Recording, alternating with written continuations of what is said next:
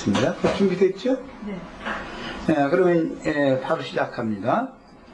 첫 시간에 말미에 이제 그 숫자에 대한 이야기를 잠깐 언급했었는데, 이게 3에다가 4를 더하면 7이 되고 1에다가 6을 더하면 7이 되지만 3에다가 4를 곱하면 12가 되고 12를 배수하면 144가 되고 충만할 땐 1000배수를 또 하죠. 14만 4천이라는 숫자 이렇게 해서 이제 만들어진 거거든요. 그런데 1에다가 6을 더한 수는 이제 유대인들이 유일신을 자꾸 이제 그 주장하니까, 그래서 육체로 이제 유대인은 육체로 하나님을 섬기는 신앙이잖아요. 그 광약교회를 형성을 하지만 세상 교회가 다 이런 식이단 말이에요, 말하자면.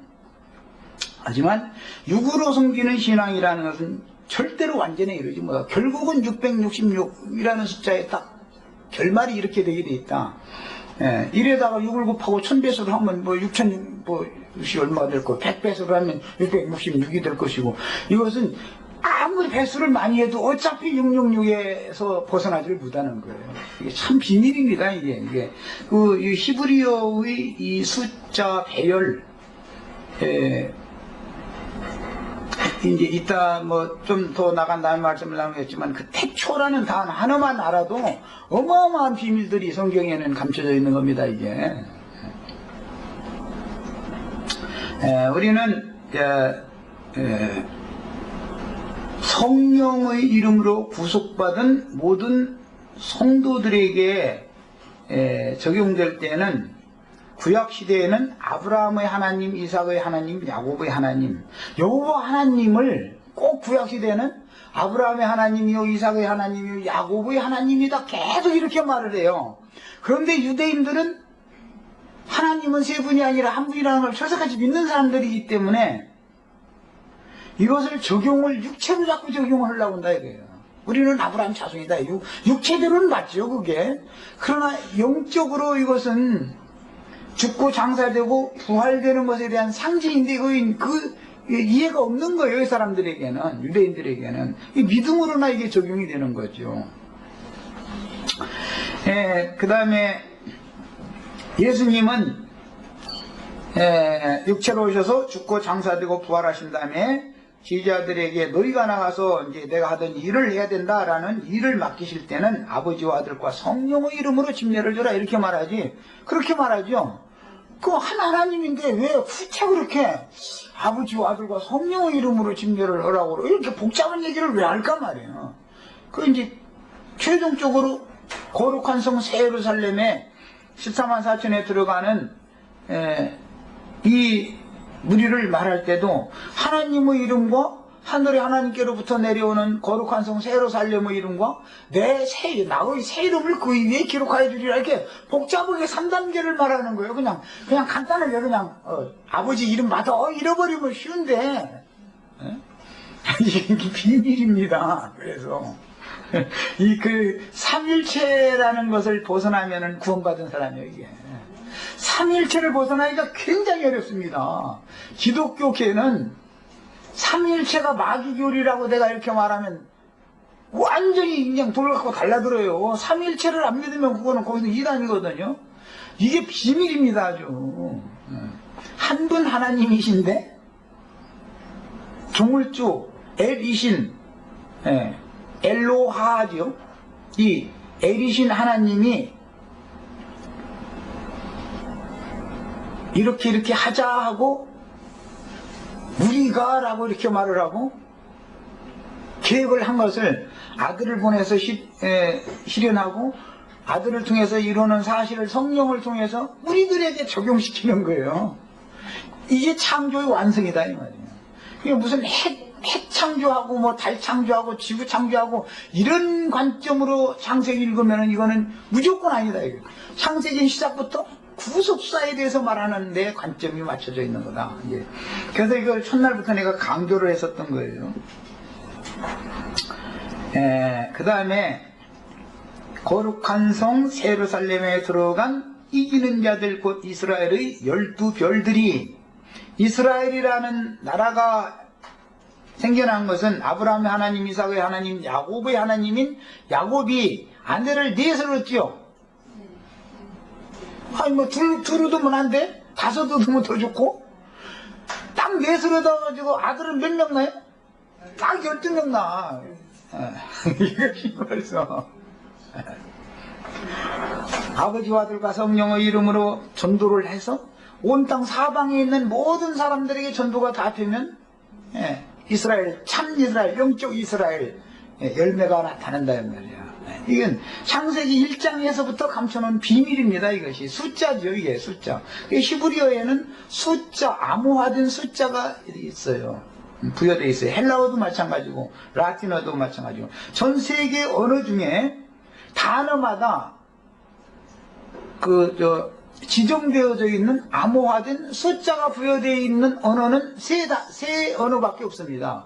우리나라 언어에는 무슨 다음에 무슨 숫자가 이게 부여되어 있는 게 없죠. 히브리어와 헬라어와 라틴어만 이게 있어요. 참 비밀이에요, 이런 것들이. 그래서 자, 그 다음에 이제 더 나가는 말씀을 나눕니다. 옛 창조, 즉 창세기 1장 1절의 처음 하늘들과 땅, 그 안에 있는 만물은 반드시 폐해질 것이고 그 옛 창조는 천사들에게 맡겨주셨죠. 그래서 옛 창조를 심판하셨지만 어차피 드러난 묻이나 드러난 궁창 하늘이라는 것은 새 창조라고 그러지만 원래 있던 옛 창조에 있던 것이 그냥 회복되는 것이죠. 이것은 물질계다. 이게 물질계. 해, 달, 별이나 모든 만물이라고 하는 것은 사실은 천사들이 움직이지요. 하나님께서 천사들을 통해서 지금 운행하는 거잖아요. 물체라고 하는 것은 내가 뭐 달 보고 달 이쪽으로 가지 말고 이쪽 반대쪽으로 가 그런다고 아무리 능력 있는 종이 나와도 명령해도 안 들어 그거는. 그런데 아주 뭐 모든 것을 다 이루는 것 같은 뭐 불의 종, 능력의 종 나와서 기적 베푼다 해서 나는 그런 것 좀 누가 한번 명령해가지고 요호수아처럼 해가 뭐 아일론 골짜기에 뭐 머물고 달도 그러라고 그냥 명령해가지고 좀 이렇게 좀 머물게 좀 한번 해봤으면 좋겠어. 난 그럼 그 사람 진짜 능력의 종이라고 난 믿겠어. 왜 그걸 부르는지 모르겠어. 우선 그리스도는 천사들도 임의로 제어하고 주장하는 그분만이 중물주 하나님이다라는 것을 그분이 맘대로 어구하고 제어한다 이 말을 보여주는 거잖아요. 그래서 천사들을 통해서 물질계는 다스리고 주장하시지만 그것은 하나님의 영원한 뜻이 아니라 이거예요. 물질계를 주장하고 다스리는 것이 하나님 뜻이 아니다 이거예요. 생각, 감정, 의지가 있고 양심이 있어서 마음이라고 하는 속에 인격을 담아서 슬퍼할 줄도 알고 기뻐할 줄도 알고 눈물 흘릴 줄도 알고 불쌍히 여길 줄도 알고 하는 하나님의 마음을 담아서 표현하는 연약한 인간들을 온전케 만들어가지고 그들에게 영원한 세계를 상속해 주는 것이 하나님의 뜻이다 이게요. 물질계를 상속해 주는 게 하나님의 뜻이 아닙니다. 물질계라는 것이 천사들을 통해서 운영하는 것이 하나님의 영원한 기쁘심이 되는 게 아니다 이게요. 하나님은 그래서 살아있는 하나님을 만나려면 저럼 인격적으로 만나야 된다라는 말을 그래서 하는 거예요. 주님을 만날 때는 무슨 뭐 물질계를 창조한 능력의 하나님 뭐 이런 하나님을 만나서는 안 된다 이거예요. 해를 창조하시고 막 설악산에 가보니까 뭐 흔들바위가 어떻고 막 하면서 막 시가 나오고 이것은 세상 사람들의 관점인 것이지 뭐 물론 그게 나쁘다는 게 아니에요. 그렇다고 날마다 흔들바위만 계속 쳐다보고 있어봐. 그것도 머리 아파 또. 그것도 처음에 안 보던 사람이 이렇게 볼 때는 그것이 참 시가 나올 법도 하겠지만 날마다 흔들바위만 쳐다보고 있어봐. 그럼 무슨 맛이요 그게. 이거는 물질계라는 눈에 차는 것도 없고 절대 만족을 줄 수가 없는 거예요. 세상 없는 것도. 맛있는 음식이요. 세상 없는 맛집 텔레비전에 방송하는 맛집 다 찾아다니면서 평생을 그거 먹어도 나중에 뚱뚱해져가지고 성인병 걸려 죽을 일이나 생길까? 그렇다고 해서 완전한 충만을 들이지 못해요. 참만족 참만식을 드리는 게 아니에요. 이건 비밀이다 이거예요. 옛 창조는 물질계에 속한 것이다. 새 창조는 영에 속한 거다. 이게 전부다. 영에 속한 것은 누가 훔쳐갈 수도 없고 해할 수도 없고 어떻게 해볼 수가 없어요. 그러나 물질계에 속한 것은 히브리서 1장 뭐라고 되어 있어요? 낡아져가고 없어져가는 것이다. 결국은 그것은 폐해질 것이다. 이랬단 말이에요. 우리 육신도 물질계에 속한 것이니까 결국은 낡아져 가다가 폐해져 버리잖아요. 없어져 버리잖아요. 그래서 완전한 것이 아니죠. 육신을 제어하고 주장하는 것은 천사들이지만 거듭난 영혼을 주장하는 건 그리스도가 아니에요. 두 사람이 사는 거예요. 육체 속에. 창세기 1장 1절로 2절의 반복인 에덴 동산의 실패가 나오는데 이것은 교회와 교회의 타락에 대한 예시가 되는 것이고, 그 실패는 노아의 때와 롯의 때로서 심판이 와서 결국은 예창조라는 건 반드시 심판하고 만다라는 것은 이미 암시되어 있습니다. 그 다음에 동방의 큰 성 바벨론에서 소수가 본토와 예루살렘으로 돌아와서 새 예루살렘 성을 재건하고, 처음 옛 예루살렘 성은 무너지죠. 그러지만 돌아온 무리에서 새 예루살렘 성이 새로 건축되어지죠. 영세의 아버지 왕국을 완성하는 것이 구약의 역사에 이렇게 이미 암시되어 있다. 그 다음에 창세기 1장의 남자와 여자, 그는 그리스도와 구속하신 성도들로 세운 교회에 대한 예시다 이거예요. 암시다. 그러나 2장에 나오는 에덴 동산의 남자와 여자라고 하는 것은 마귀에게 탈취당한 육으로 하나님을 섬기는 사람들, 거짓 하나님에게 복종하고 절하는 사람들에 대한 예시인 것이지, 그것은 1장의 남자와 여자와는 전혀 다른 차원에 있는 사람들이다. 즉 창세기 1장은 영에 있는 사람들을 말하지만 2장은 육신에 있는 사람들을 말하는 거다. 똑같이 하나님을 섬기는데 신이 다른 거예요. 아담과 하와가 절하고 섬기는 하나님은 마귀지요, 사실은. 이제 뱀으로 이제 이렇게 둔갑을 해서 온 걸로 이렇게 상징이 됐지만, 그 뱀이 어디서 값이 나온 게 아니고, 창세기 1장 처음 하늘과 처음 땅, 그 창조 세계를 주장하고 다스리는 머리로 위임을 받았던 반역 천사가 아담 세계를 그 영을 점령하라고 이렇게 왔던 것이죠. 이게 상징이죠. 뱀이라는 것이 갑자기 여기서 오는 게 아니잖아요. 그 다음에 창세기 2장의 아담과 하와는 불칼과 그룹들이라는 건 천사들을 상징하는 말인데, 스직하는 옛적의 에덴에서 범한 범죄로 인하여 구속받고 온전케 되는 과정을 거쳐서 항상 계시록에는 에덴 동산으로 들어가는 문은 일단 닫히고 나서는 불칼과 그룹들이 지키죠. 그렇지만 계시록의 12진주문은 항상 열어놓는다고 그랬죠. 이런 차이를 알아야 돼요. 우리는 기왕이면 다 열린 문을 열린 문 교회 참 있대. 보니까 열린 문 교회 참 그 이름 좋아하죠. 열린 문 교회. 문이 열리려면 하늘 문이 열려야죠. 영이 열려야 되는데.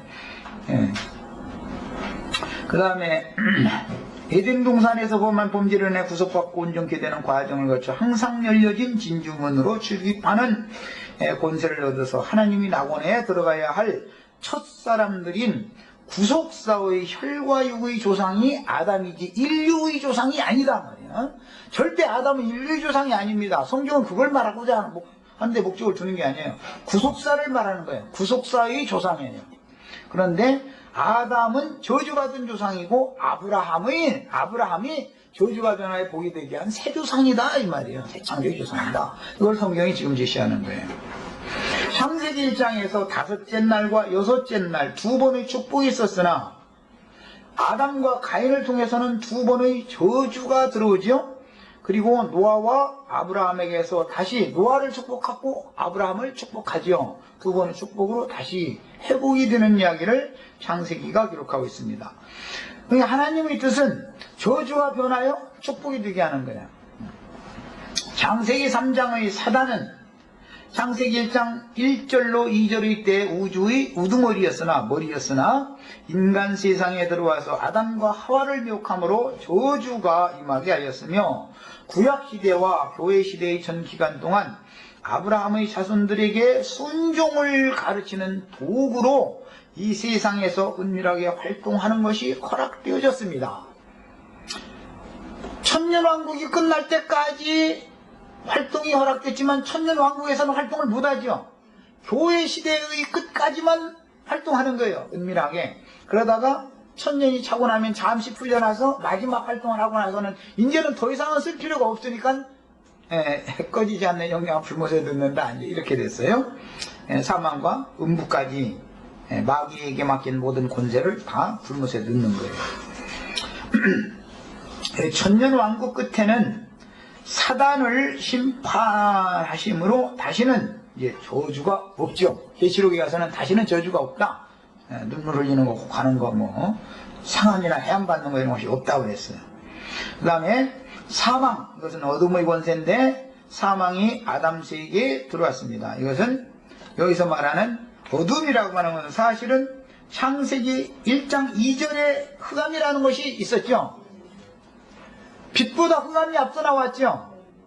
혼돈, 공허, 흑암이 빛이 있으라 빛보다 더 앞에 있어요. 이것은 신약의 골로새서나 에베소서나 이런 데서 이제 설명을 할 때는 공중권세 잡은 어둠의 권세자다, 흑암의 권세자다, 이렇게 표현을 했어요. 그러니까 이것은 어둠이라고 하는 것은 여러 번 말씀드리지만 지혜롭다 하나 아둔합니다. 이거예요. 아둔함.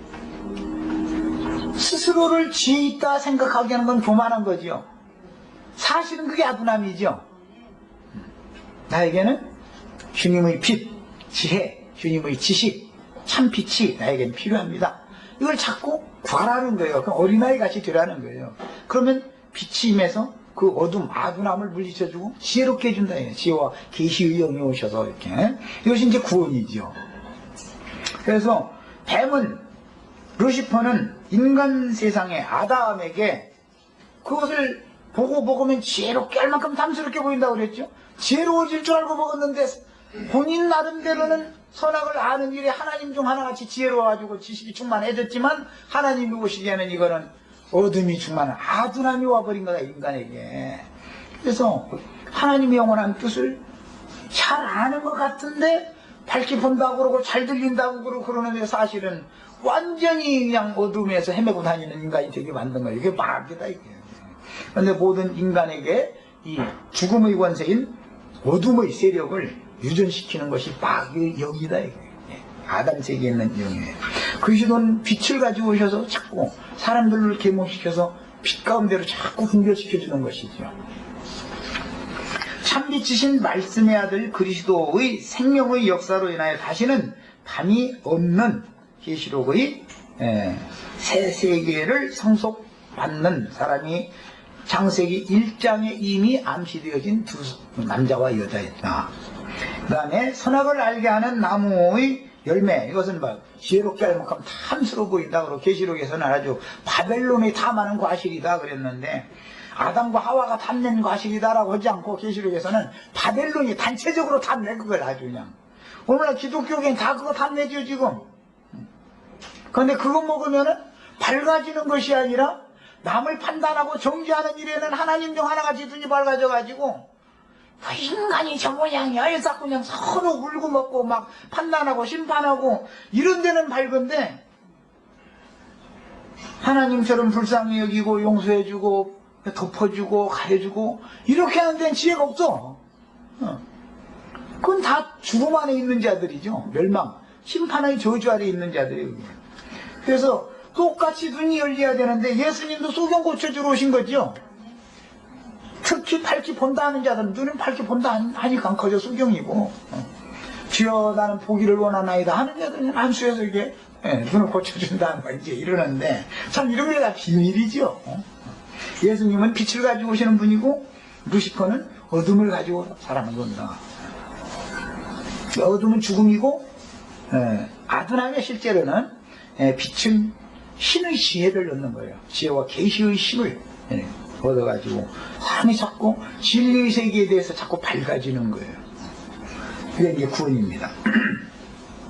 그 다음에 사단의 사자들인 거짓 선지자들과 거짓 선지자들은 소위 말하는 신학이라는 것을 끝까지 붙들죠.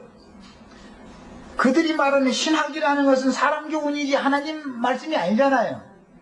하나님 말씀을 조금씩 섞지 거기다가. 그런데 사실은 하나님의 말씀을 혼잡시키는 일을 하는 게 신앙이라는 거란 말이에요. 자, 이제 이것이 의문과 육체의 율법이 되어지고, 충성되고 지혜로운 진실한 복음의 제사장들과 복음을 믿은 성도들은 생명의 성령의 법으로 죄와 사망의 법, 죄와 사망의 법이라고 하는 것은 사실은 선악을 아는 일에 하나님 중 하나같이 되어져 가지고 남의 흠결이나 남의 눈에 있는 티는 자꾸 그냥 눈물 흘려. 너 헬기하고 돌이키면 티는 나오게 돼 있어. 이렇게 가르쳐 줘야 되는데, 그거 눈 이렇게 가만히 있어봐. 내가 티 빼줄게. 그러고 막 그냥 핀세트를 가지고 막 달라드는데 눈을 쿡쿡 찔러. 더 수경되게 만들어. 그럼 뭐예요? 자꾸 강대상에서 이렇게 해야 되는데 왜 그렇게 하느냐고 하고 정죄하고 막.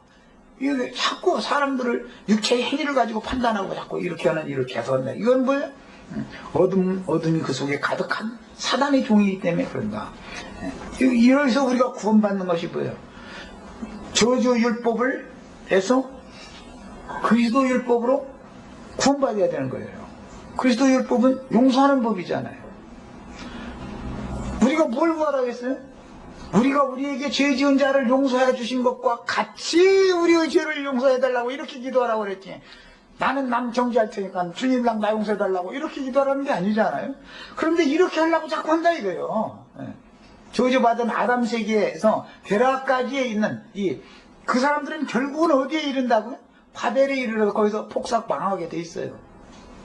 이 사람들은 나는 내 눈에 보이는 대로 판단하고 정죄할 테니까 하나님이랑 나 용서해 달라고 자꾸 이렇게 기도하죠.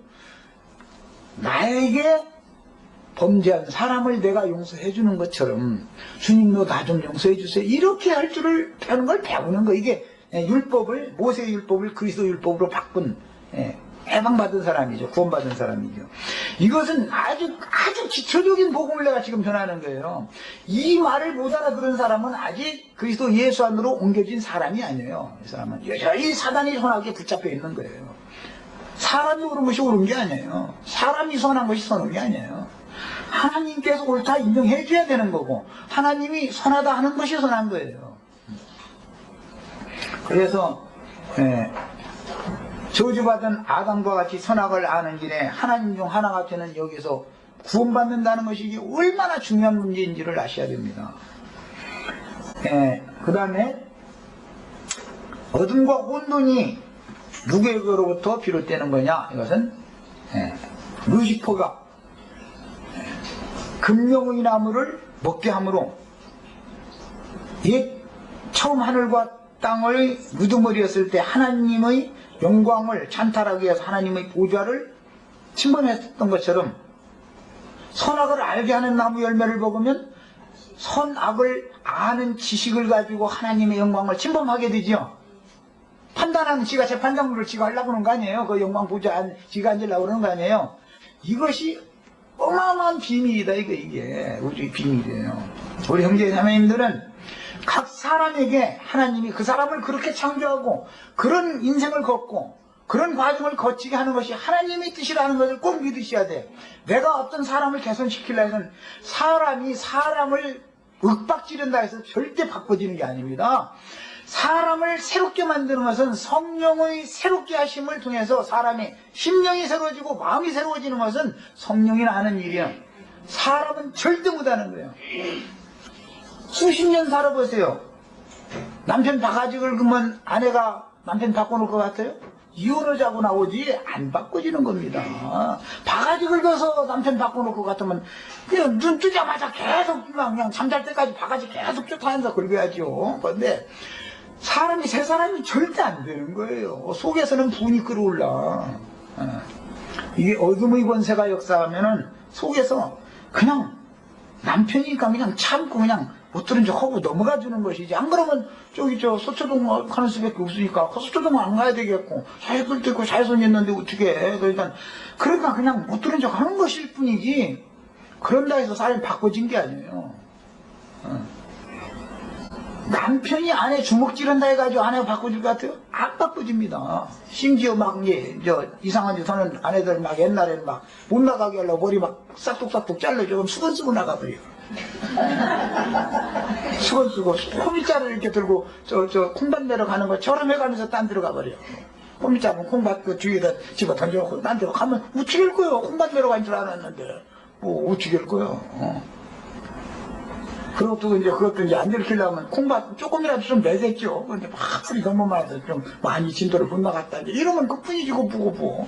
그동안에 가서 엉뚱한 짓 하고 왔는데. 누가 그러는 뭘? 그거 하나님은 못 속이죠. 남편, 아내를 서로 속여먹을 수 있어도. 이상한 얘기까지 가게 됐는데, 구속을 설명을 하다 보니까 여기까지 한 거예요.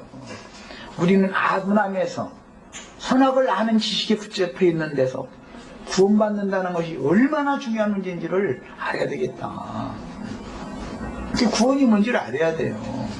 그것이 부활요 생명이신 하나님의 역사다. 이건 무슨 뱀이 와서 다 그럴듯한 걸 가르치죠. 막 옳은 사람들아, 선한 사람들아, 선악을 아는 지식을 가지고 가르치면 그렇게 가르치지, 나쁜 사람들아 당신 도둑질해라 이런 건 안 가르칩니다.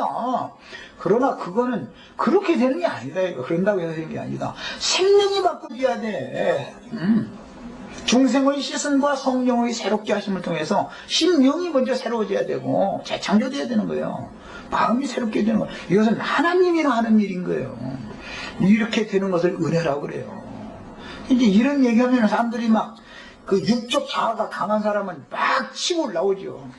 하나님이 다 하시느냐고 말이에요. 다 하십니다. 하나님이 하시는 것 외에는 전부 사람이 했어도 그건 진짜가 아니에요.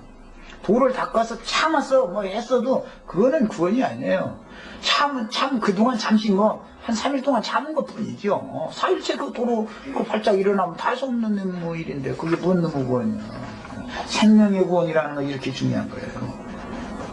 그 다음에 이렇게 몇 가지 예를 들었는데 계시록에서는 바다도 다시 있지 않다 그랬는데 창세기에서는 바다가 있죠. 그러나 이제 계시록에서는 그 8장에 보면은 바다에 하나님이 불대저 멀리 천사를 통해서 쏟아부었더니 바다의 모든 생물이 이제 다 죽는다 이랬는데, 바다 생물들이라는 게 뭐죠? 우리가 예수 믿기 전에는 바다 생물이었죠. 바다 물고기들이었었죠. 그런데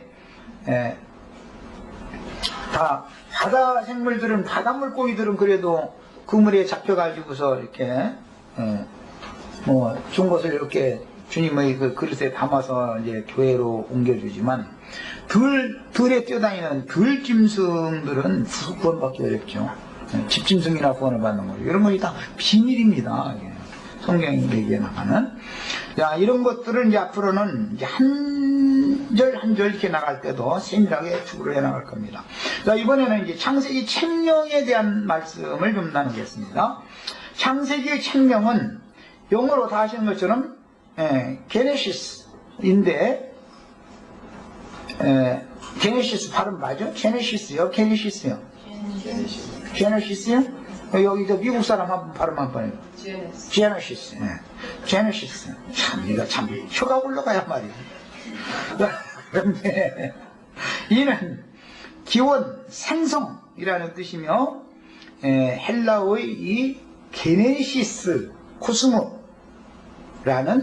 용어에서 영어화한 단어입니다. 이게 이제 영어로 하자면 게네시스가 아니고, 헬라어로는 게네시스지만, 영문으로는 이제, G로부터 하니까 이제, 제네시스가 되는가 봐요. 나 이 발음, 내 발 지금 한 것도 틀린 것 같아. 지금 니나 자매가 한 발음하고는 안 맞네. 제네시스래, 어쨌든. 비스무리하게 해야지. 코스모라는 건 세상이라는 말이죠. 코스모스. 이거는 이제 세상이라는 말이에요. 이제 코스모스면은 세상에 있는 것들이라는 뜻이고, 코스모 하면 세상, 단수 이렇게 표현하는 건데, 게네시스 코스모라고 하는 세상의 기원이라고 하는 헬라어에서 제네시스라는 용어는 유래된 책명인데, 이 책명은 70인역 성경이 뭔지 아시죠? 원래 히브리어와 약간의 아람어로만 되어 있던 성경을 예수님이 오시기 얼마 전에 헬라어로 번역이 되어 있었죠. 헬라 시대에. 예수님이 읽었던 성경은 이 70인역 성경을 읽은 거예요. 이 70인역을 근거로 처음 사용하다가 후에는 이제 로마교가 라틴어를 사용하니까 라틴어에게도 사용하게 되었고, 창세기 2장 4절 이 어근은 어디서냐면 천지의 창조된 내력, 말은 생성된 순서라는 뜻인데 여기에서 따온 말입니다. 그래서 이렇게 게네시스라고 게네시스 코스모라는 이 단어로 책명을 삼은 이 책명 자체가 사실은 오류가 있는 겁니다. 헬라 문명을 받아들이기 때문에 이제 물론 그런 건데, 하나님은 태초에 천지를 창조하셨지 세상을 창조한 것이 아니죠. 세상을 창조한 내력이 아니죠. 천지를 창조하신 내력이 창세기잖아요. 태초에 하나님 천지를 창조하셨느니라 하지 태초에 하나님이 세상을 창조하셨느니라가 아니거든. 그런데 이 코스모라는 게네시스 코스모라는 세상의 기원이라는 이 의미로 책명을 삼은 것은 이것은 오역입니다. 이것은 잘못된 겁니다. 그러나 이제 여러 번 말씀드리지만 아브라함의 신앙은 아벨 대신해 주신 셋의 후예들인 히브리인들의 문명에 근거를 두고 있고, 헬라 문명은 다신 사상이고, 그게 이제 가나안 족속들의 신사상이 헬라 시대로 이게 이어오게 된 거였죠. 이제 거기에서 무슨 하나님의 어머니 예수님, 하나님의 아들 예수님의 이제 어머니 마리아가 해서 어머니 하나님 얘기도 나오고, 이제 그런데 또 그 어머니 하나님 얘기가 오늘날 하나님의 교회인가 그 잡족들이 또 이제 또 그 마누라쟁이가 또 장길자? 예. 그 미친놈이 죽고 나니까 마누라쟁이가 나서서 또 지가 또 어머니 하나님이라고 또 이러고, 또 요새 아주 그래서 인터넷상에 잠깐 본 그 그림 봤더니 예배당들 진짜 지역마다 어마어마하게 화려하게 다 해놨더만. 그러니 왜 그런 데다 돈들을 갖다 내는데 여기는 돈 안 내나 여기는 난 돈 갖고라고 안 하니까, 거기는 돈 갖고 오면 내가 돌아가지고 그러니까 아마 뭐라고 갖고 왔냐고. 그러니까 안 갖고 오겠죠. 근데 진짜 참 건물들 참 요지요지에다 그렇게 크고 어마어마하게 화려하게 잘 줘놨대. 참. 그거 보면 이 헬라 문명, 이 바벨 문명이라는 게 참 무시무시해요. 보면. 히브리인들의 사상과는 게 전혀 다른 사상이죠. 그래서 헬라 문명은 가인의 후손들의 문명, 가인의 후손인 그 에녹성을 싼 에녹의 후예들 그 문명의 근거를 두므로 창세기라는 책명에서도 두 문명의 극명한 차이가 드러나고 있어요. 히브리어 정경에는 헬라어 책명이 아닌 히브리어 정경에서는 창세기의 맨 앞에 나오는 첫 단어인 태초, 히브리어로는 그 베레시트라고 그러죠. 베레시트라고 그러죠. 이 첫 단어 베레시트라는 용어를 책명으로 정했는데, 히브리어 그 베레시트는 히브리어의 그 베라고 하는 단어와 레시트라고 하는 두 단어가 합성되어져, 히브리어와 헬라어는 합성어가 참 많죠. 이루어진 단어로서 히브리어 베라는 말은 안에라는 뜻이고,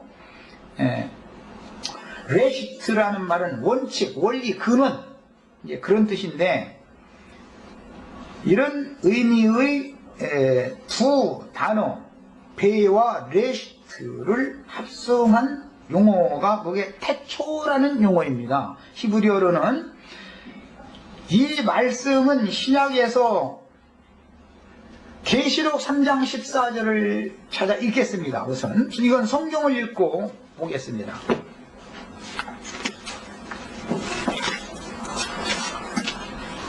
베는 안에, 레시트는 근원, 원칙, 이제 그런 단어인데, 이게 근은 안에, 원칙 안에 이런 뜻이에요. 태초라는 용어는. 그러니까 무슨 우리들이 흔히 생각하고 있는 헬라 문명권 사람들이 생각하고 있는 무슨 시간의 시작이다 이런 개념이 아니다 이 말이에요. 이것을 오늘 이 시간에 이건 이제 생각을 바꾸셔야 돼. 그러니까 예. 계시록 3장 14절 찾으셨으면 같이 읽습니다. 계시록 3장 14절 읽습니다. 라오디게아 교회의 사자에게 편지하라. 아멘이시오 충성되고 참된 주이시오. 이제 출처 넣습니다.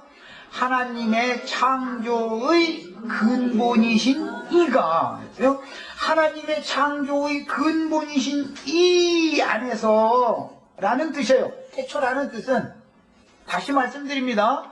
히브리어의 베레시트라는 뜻은 하나님의 창조의 근본이신 분 안에서라는 뜻이에요.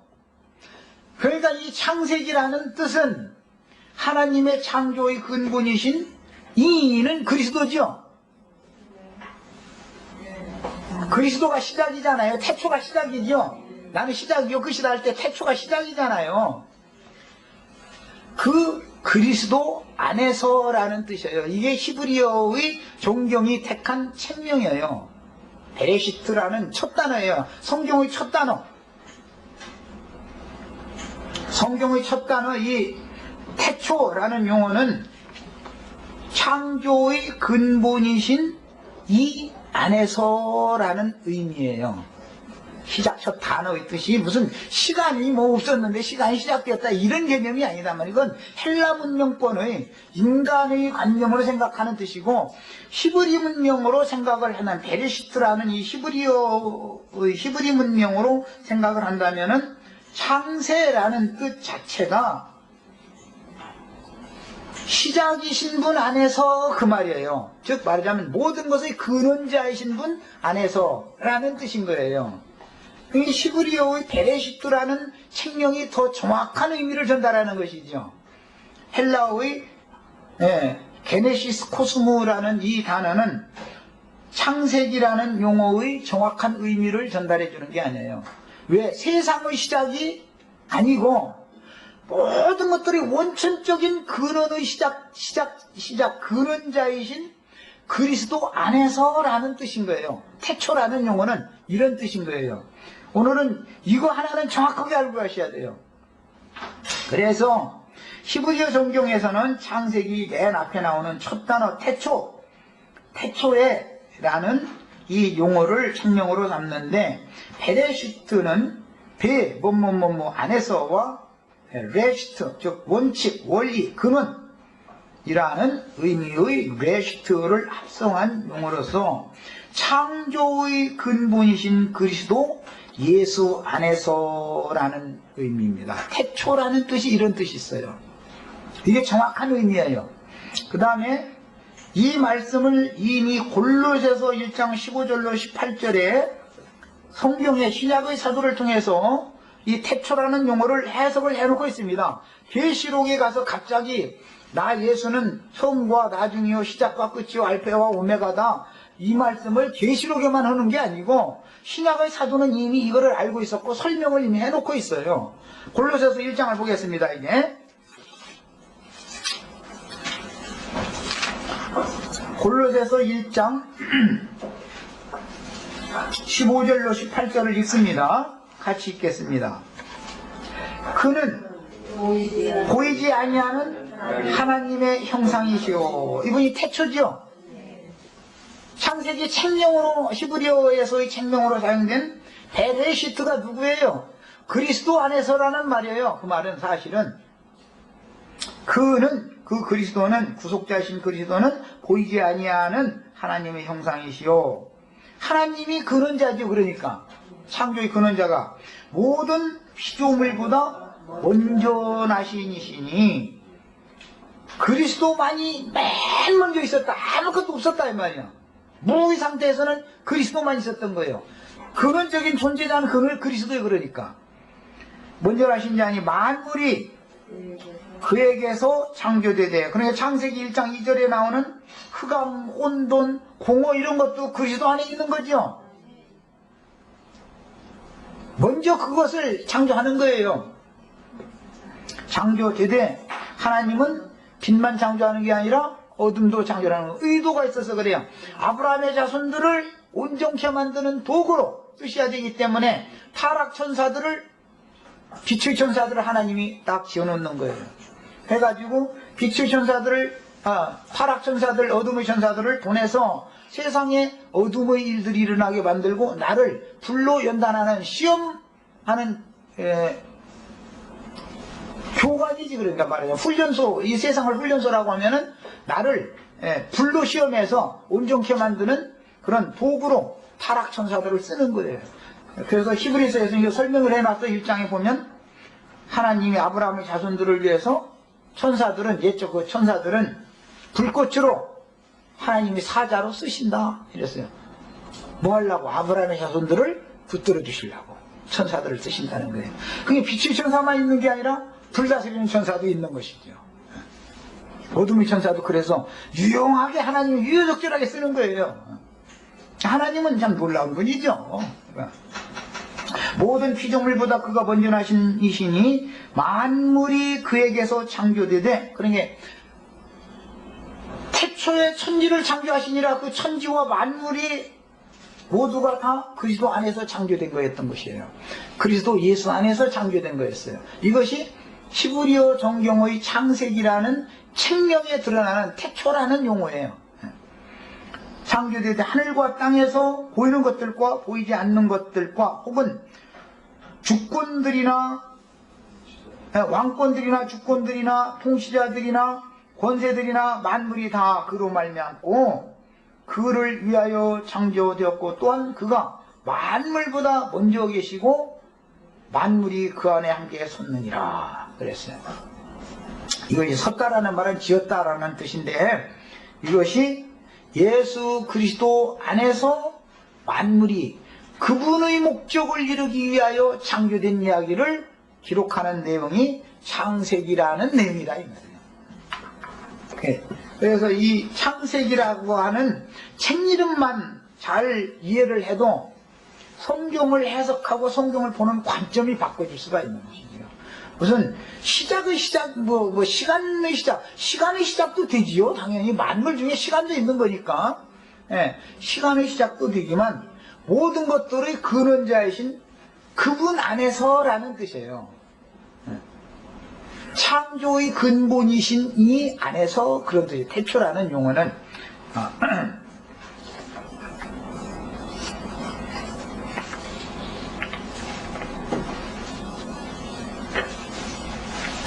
창세기 1장 1절로 11장 32절의 첫 단락과 창세기 12장 1절에서부터 50장 26절 창세기 끝절 둘째 단락으로 구분이 되는데, 이는 구약 성경과 신약 성경의 모형이 되는 것이며, 첫 단락은 구약 성경에 대한 모형이 되는 것이고, 두 번째 단락 아브라함으로부터 시작되는 건 두 번째 단락이죠. 창세기 12장이 아브라함 얘기죠. 신약의 마태복음 시작에는 아브라함과 다윗의 자손 아브라함부터 시작하죠. 이 아브라함 이야기부터 시작되는 건 신약 성경에 대한 모형이 되는 것이고, 아담으로부터 시작되는 이야기는 구약 성경에 대한 모형이 되는 거다 이 말이에요.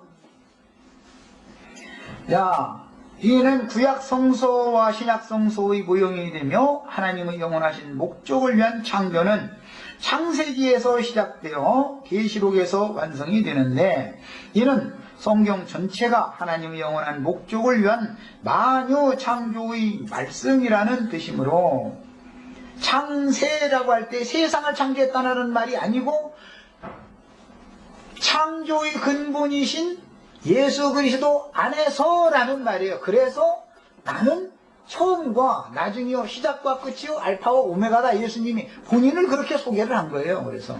그래서 이미 요한 1서 1장 1절에도 태초부터 계시던 생명의 말씀, 아무것도 없었지만 근원자인 생명의 말씀이신 그리스도가 계셨다 이거예요. 그 그리스도의 말씀으로 그리스도를 위하여 그리스도의 왕국을 세워서 그리스도인들에게 후사로 상속해 주고자 하는 것이 성경 전권의 흐름이다, 이 얘기예요. 자, 둘째 시간 여기까지 하고 시간이 다 돼서 마치고 애찬하신 다음에 1시간을 가하도록 하겠습니다.